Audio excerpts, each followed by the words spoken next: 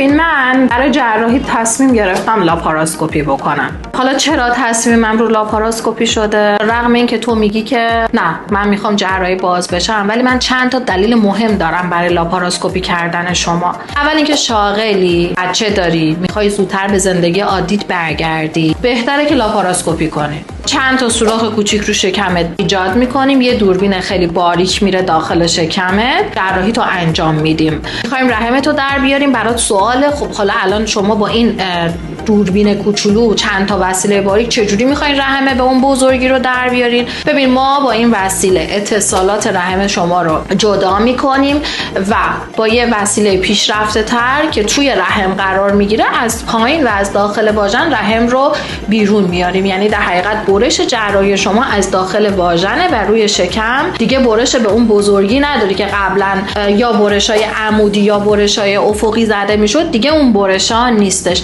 نتیجتا هم دردت کمتر میشه، هم خونریزیت کمتر میشه، هم زودتر سر کارت برمیگردی. پس بسیار انتخاب بهتری هستش نسبت به جراحی های باز و من پیشنهادم قطعا برای شما اینه. آزمایش ها و مشاورهات رو مینویسم، انجام دادی با هم زمان عملت رو مشخص میکنی.